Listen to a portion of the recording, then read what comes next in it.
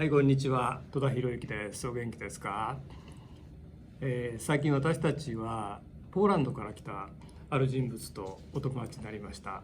今日はですね、彼が来てくれたんで、インタビューをしてみたいと思います。Okay, so アーサーさん、こんにちは。こんにちは。So shall we do it in English? Yes, I cannot Okay. do it in Japanese. Good, Not yet. good. Okay, we're gonna try. Okay. So, Arthur, nice to have you here. And could you just briefly introduce yourself? Okay, thank you. Thank you for having me here. So, I'm Arthur. So, in Japanese, introduce myself as Asa. Mm-hmm. I'm from Poland, and I graduated Masters of Electronics. And currently, I work as a website developer remotely from Japan. Remotely? Yes. Wow. So I travel from place to place, and most of the time I'm in Japan, in Tokyo. Mm-hmm. How come you chose Japan as your favorite place? I don't know. I just always liked Japan. Mm-hmm. So the other day we talked about the influence of Japanese culture outside of Japan, Mm-hmm.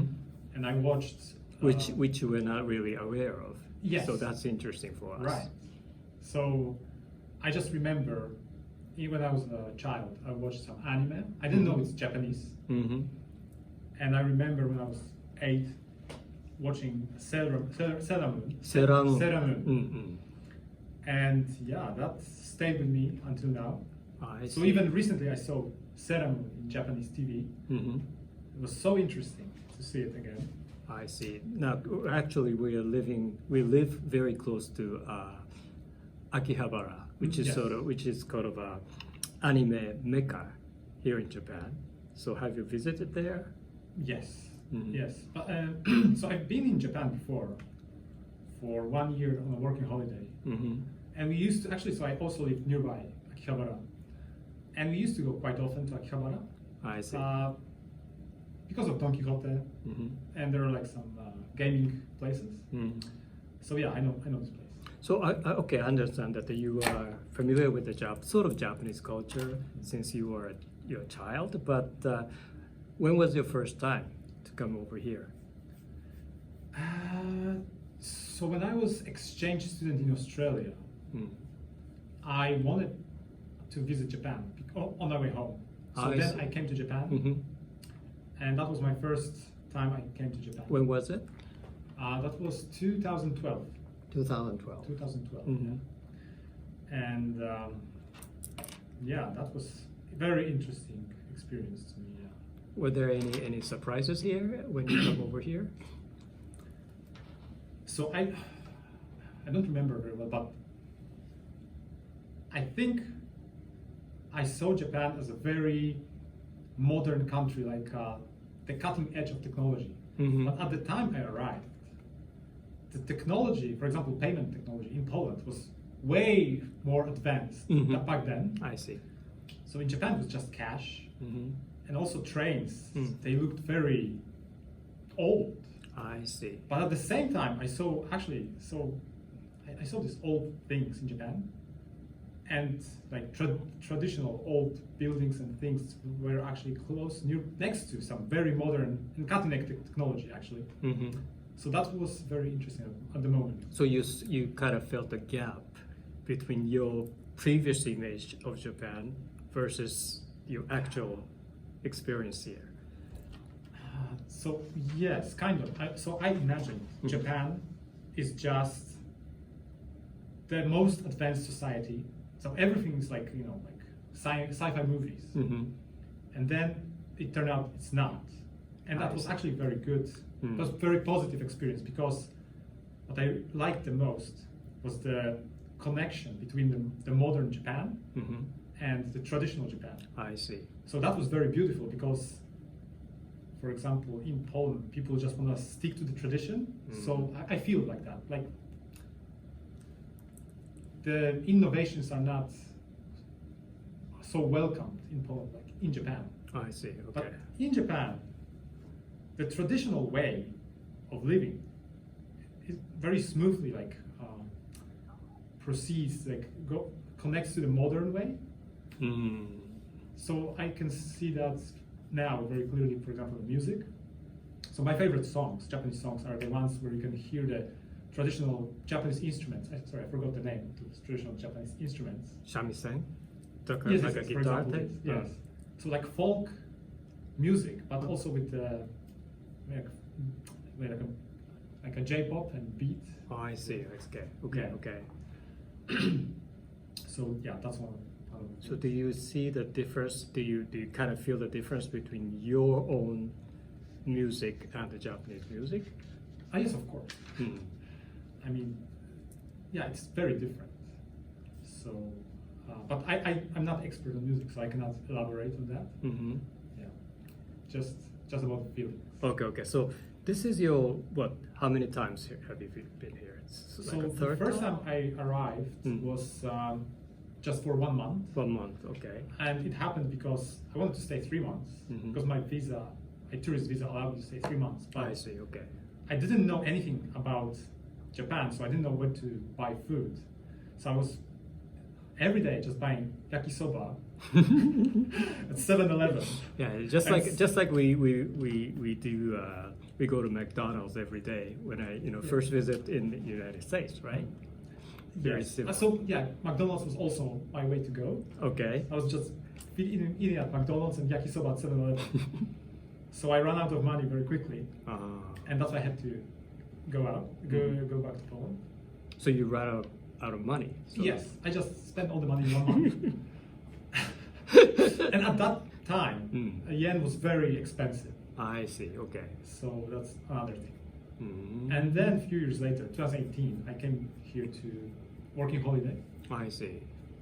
And- I don't even know that there is a working for holiday visa provided by the Japanese government. There is. Yes, there is.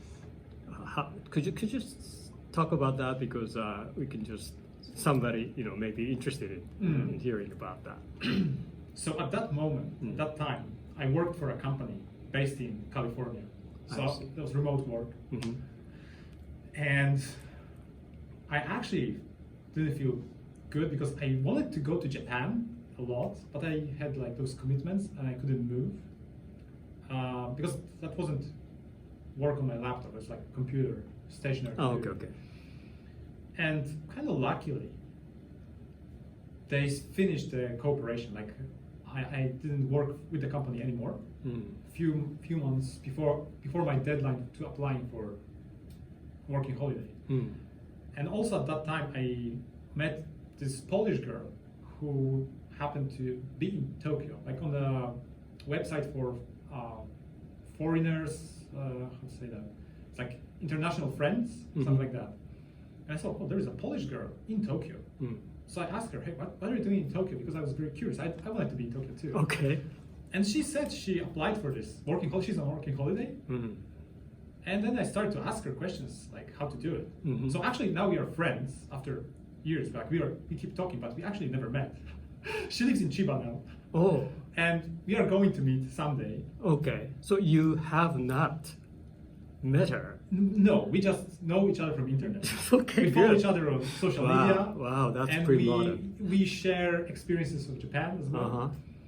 Uh-huh. Yeah, she's married, she has 2 children. Oh. But thanks to her, kind of, I came to Japan for working holiday because she helped me a lot. Because I had to apply for a visa. So she told me how she did it, and I did the same way. So yeah, this is how it started. Okay, I'm curious about your working style.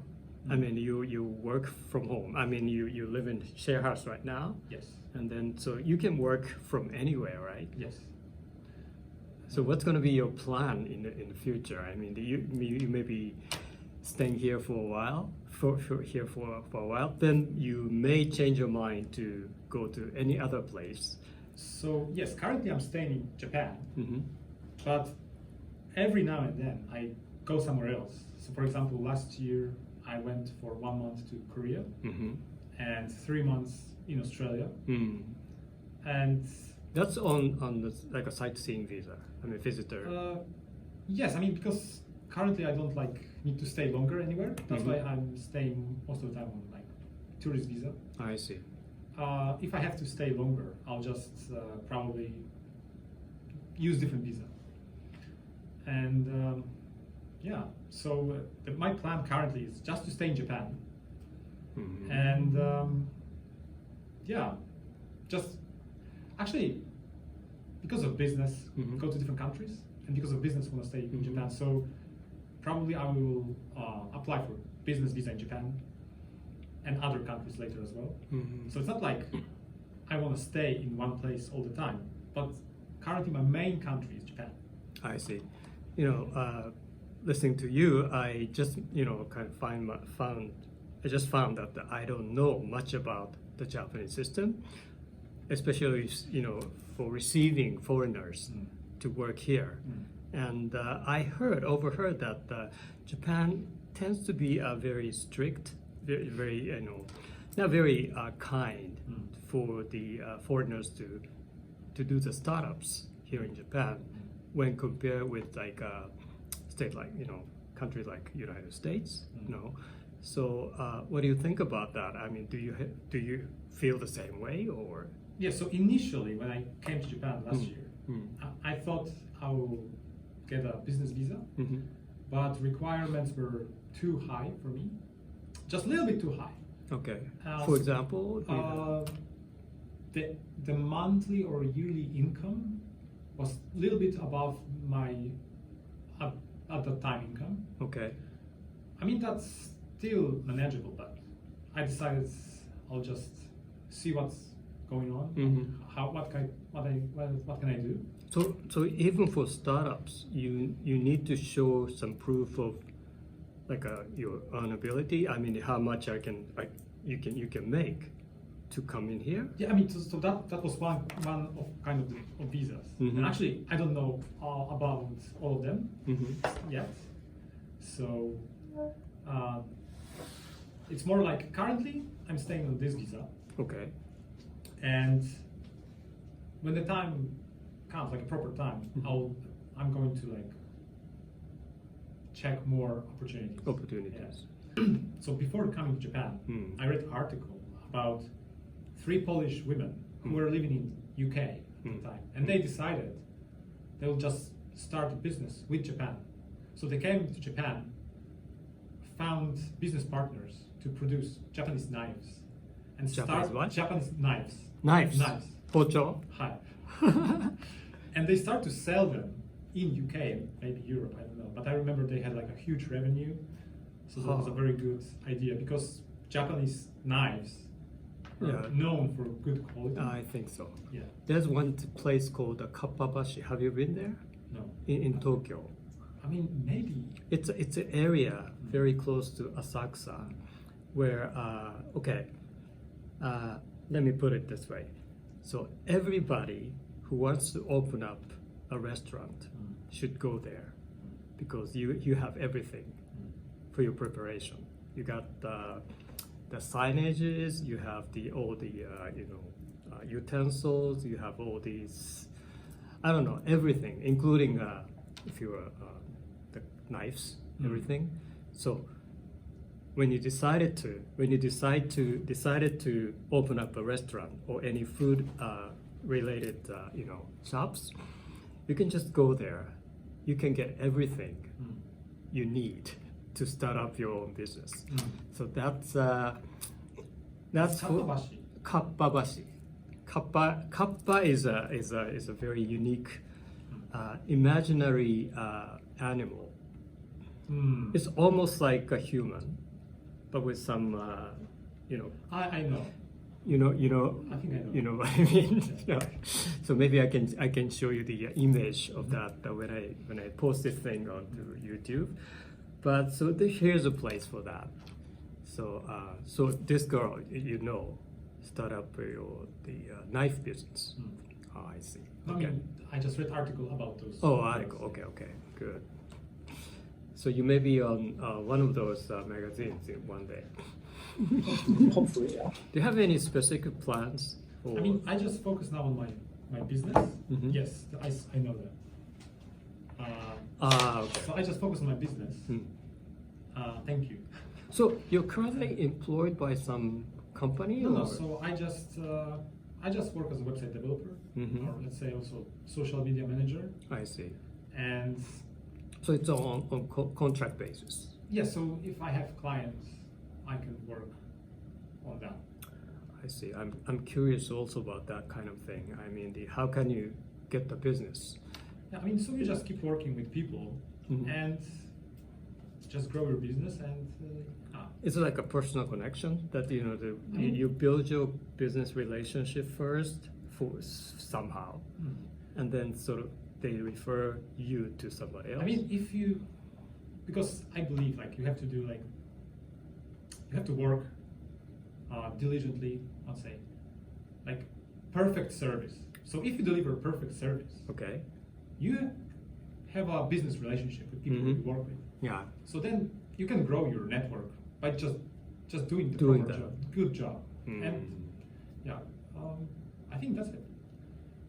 Well, So- it sounds so easy, but I mean, I don't because- think it is. From my experience, just people, some people who say they do it, they actually don't do it like properly. Hmm. So it depends always on the person. Like people maybe give up too quickly, Oh, okay. and you know, I don't mind if I have more or less work or more, because I just know where I'm going. So I see. I know the destination. Okay, okay. Although you may you know now that I have just started up YouTube channel. I have two channels. One for the Japanese guys. That's for the my talking about my experience of switching jobs. Mm. I mean career change Yes. from a finance guy to an English teacher here, and attached to that is a kind of a how to improve your English, how to improve your business English skills. So that's one thing. And another one is I've just posted just a couple of videos on that, but it's for international international exposure to globally. I mean, I just posted what do you want to know about Japan? That kind of thing. So I may be posting this thing on both of them from different aspects, and I'm expecting that this on international channel, some people might be interested, in your experience of working here. So just give me some example of your good experiences living here. Good experiences. Anything you That's got. hard because to me, Mm. every experience is good. It's just, the first time I was here, Mm. anything I was doing was amazing. It was so magical because up until I came to Japan, Mm. it was just like a game, like a sci-fi movie. I see. Because everything's so exotic. Mm-hmm. So it's like you visit some different. I don't know how to describe it. Not like country, because it's different civilization, right? Oh, okay, okay. So then just going down the street, just the street was amazing. And actually, I'm not alone with this experience because when I was staying at hostels, Mm-hmm. everyone was saying the same. And I heard one girl, she was talking on the phone with her mom or someone, Mm-hmm. and she said, "Oh, I was lost, and I was walking around Tokyo for 2 hours because I was lost." But she said, "But that's fine because all the streets are so magical. It was so nice experience." And I understood her. Yes, of course. Oh. You can just be lost in Tokyo, but you feel so amazing. Good. Yeah. So I never experienced that in the United States. I mean, it's such a huge country. Yes. Without a car, you're that's the best thing about Japan. That's everywhere it's a walkable city. Yeah. You can just walk everywhere yeah. and feel so comfortable. Mm-hmm.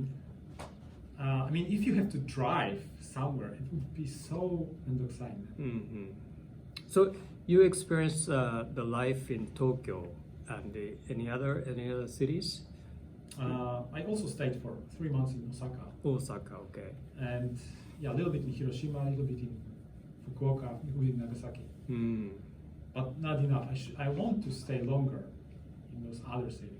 I see, I see. So were you working there? I mean, you on a sort of sightseeing tour or something? So actually in Osaka, I was like kind of working, Mm-hmm. but I mean like working from there.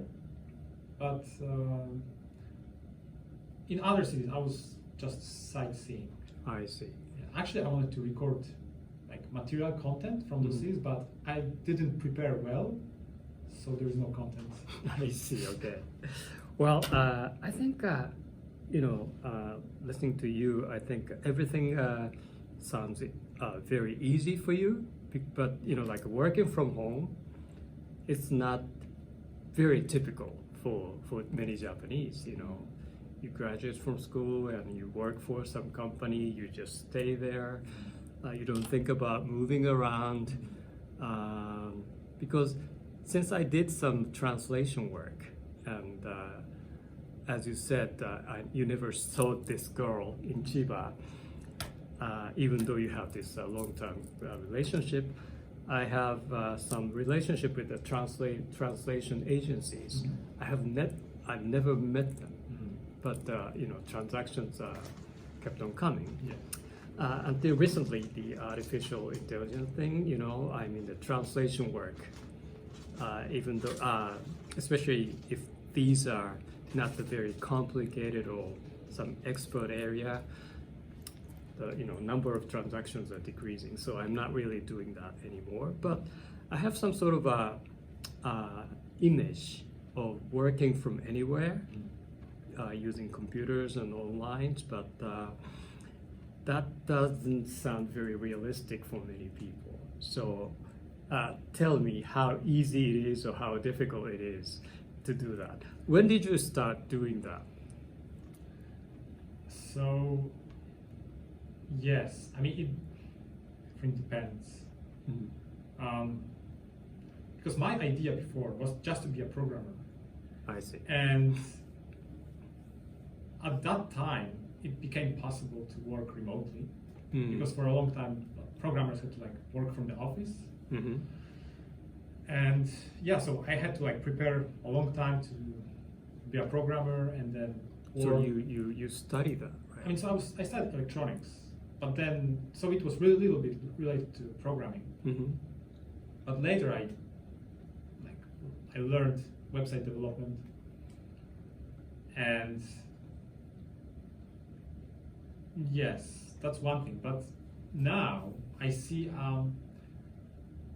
you can actually do any job remotely. Mm-hmm.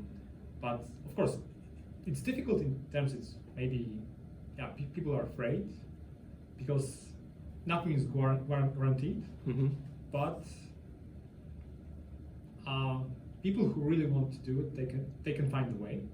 I see. Okay. So What was the first trigger? I mean, what was your first experience doing that? You must have something to start with, right? yes. So actually, me personally, when I started to work remotely, that was actually just opportunity that came to me. Like there was like this possible to work remotely for this company as a programmer, Mm-hmm. and then I started and then I continued. So it wasn't like I really started this, Mm-hmm. but I know people who just started this by themselves, and that's why I know now Mhm. it's possible. I could do it much earlier also. I see. Well, I mean, in my case, there's this online translator site. I mean, you post your resumes, you post your experiences on the online platform, and people will come, approach you. So even though without seeing or without meeting each other, it has this. You may have this transaction by placing your trial translation thing like that. So maybe something like that happens to you. I was just working at that time for a company, Okay. and I was getting calls from other companies or something. They want to hire me. I see. Okay. So I was- Headhunters. So. Yes. Mhm. So I was always negotiating my salary. Mhm. And one time, this other company called, which was they were offering, except for being remote work, Mhm. this kind of website development, which I was interested in, Mhm. like crypto, Web3, blockchain, Oh. NFT. Okay. So that was very interesting because I didn't have experience with this, and I always wanted to see how it works. Mhm. So I joined this company, I see. and yeah. Well, that's very interesting. Okay. Beside that, I know that you are making efforts to learn Japanese very eagerly. And when did you start doing that? First, I started to learn Japanese when I was in high school, Hmm. but I started just to learn hiragana and katakana. Mm. That was my only interest. I thought I just want to know how to read. That's it. Okay. So I learned hiragana and katakana very quickly without Duolingo. By the way, because my friend in Australia, he was using Duolingo to learn. Duolingo. Duolingo Mm. to learn hiragana and katakana. And he couldn't learn for a week. And he was complaining, how could I do it? And I told him, bro, you're wasting time with this app. Like, just write down all of it and memorize it and try to repeat it. Mhm. And he did it, and he also learned in one day. Oh. So people just try to make it too easy for themselves. I mean, it's actually easier than they think. Hmm. And then when I went to university, we had to choose another language. Mhm. Like, we had to choose like 2 languages to study. So of course I went to English, and I thought, if I already know hiragana and katakana, maybe I can just do Japanese. And then I started to learn Japanese at university. Mm. When was your first encounter with the Japanese language? I mean, from the sound, or letters, or I mean, probably from the sound, like a anime or something like Yeah, that. so I don't remember what language was anime, if there was dubbing or not. I don't remember. Hmm. Maybe there was original soundtrack. So then I see. maybe there I heard Japanese, but I'm not sure. Well, the language learning attracts people from many different things. Of course, English is used as a kind of business or academic tools. So it has a very it has an aspect of being a necessary tool for it. So that's why people have to learn. But other aspect is that you may hear some sounds of some strange language, and you get just attracted to it. How did Japanese sound to you when you first? You may not remember this, but it sounds very different from your own language. Yes. Did it? But, I mean, in general, I'm interested in languages because just the fact that there is a foreign language, it's already interesting to me. Hmm. So the first language I wanted to actually learn was Spanish because it sounds very interesting, the very melodic language. I see. Okay. And actually, I think Japanese sounds similar to Spanish in terms of there's a lot of vowels. Yeah. Like, I think the what we call the syllables. yes, Is a combination is the same. with Yes, the similar. consonant plus vowels. Yes. Basically, that's it. Yeah. right. And how about in Polish? You have We have a different lot of consonants together. consonants together. Yes. So It's like it's in that sense it's very similar to like English language. I mean, like no. no. I think that's different kind. Incomparable. Mhm. Just Slavic language. So. Slavic. Okay. Mhm. I found I tried to learn Russian. When I joined the university first time, and at the first class, I quit. I chose French then, and then let me go to eventually to Belgium. Spent 3 years, and I really enjoyed it. So So you speak French fluent. a little bit. Je parle français un peu. That's it. I forgot everything. Well, it was like a survival French for 3 years, but I had studied French before going there, but I found that French spoken there is slightly different from French spoken in France. They have a different way of countings. They have 80 is in France, it's 80. Also in Belgium, 80. 90 is 90, 80 plus 10, right? But in Belgium, you have different word for 90, 90. So I was there the first time, like 1989. So just before coming to the 90s, and they on TV they were saying 1990. 1990. 90 is the very purely new language, new word for me. And I keep asking my Belgian colleagues, what is 90? And they said, what? You don't know that. I don't know. That's my new word. And they said, it's 90. 90 is 90, isn't it? They said, no, it's 90. So that's, well, in Europe, in a little tiny area, you have so many different languages, different cultures that I found that very interesting. But isn't it similar to what you can find in Japan? Like you have Kansai Ben, Kanto Ben. So yeah, if you say that, yeah, it's true. Yes. I never acquired Tohoku dialect. I'm from Hiroshima. I entered the university in Tohoku area. I have never experienced that. Learning English is much easier. It was much easier for me to. I mean, you can hear that. You get used to that language. I mean dialects, but you can never be able to speak as the locals do. So that's my challenge still, probably. I see. I will never try it, but in that sense, picking up the English rhythms, English, sound systems, that's easy. So how long did you study in Tohoku? Tohoku is 4 years. Actually, it's 5 years, including that 1 year in the United States.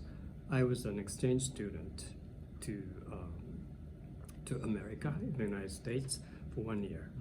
So that was in my 4th year. So I extended my academic year by 1 year. So that's my experience. That's interesting that you still couldn't acquire Tohoku Ben. That's very different. I mean, you might have noticed that within Japan, within the very tiny area, you have different dialects. Yes. When you go over the mountain, and you are speaking, they are speaking a different language. So, but they're all Japanese, but the sound systems and the pronunciation are so different from area to area. Yes. So for a guy from Hiroshima, I think it's very hard to get the Tohoku dialect. I mean, it itself is maybe a very interesting language to study from that aspect as well. Yeah, that explains a lot because I have in my shared house Japanese people from different areas, and sometimes when one person speaks to me, it's very easy to understand the person, and sometimes someone else talks to me and I don't understand what they're saying. So maybe I thought I just need to study more, but maybe they're just using different dialect. Well, I think I think I heard somebody said that the foreigners who get married to a Japanese woman tend to speak in a female language. And who get married to a Kansai person, tend to speak in Kansai Ben. and that's a very unique aspect of it. Could be your very good aspect. There's some what we call the gaijin talent. Gaijin talent means the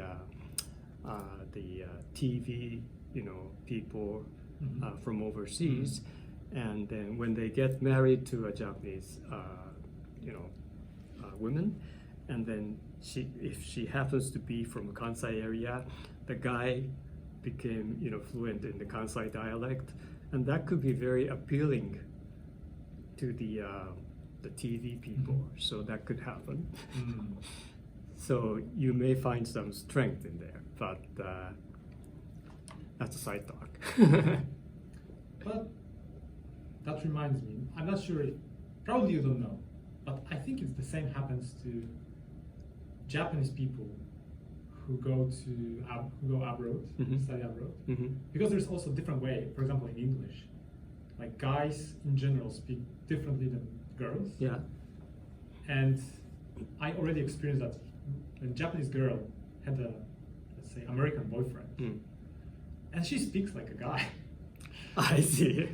And they don't realize this. So many times, like, I talk with my friends, like Australian friends who live here many years, and they also confirm that some girls who come back, they sound too rough.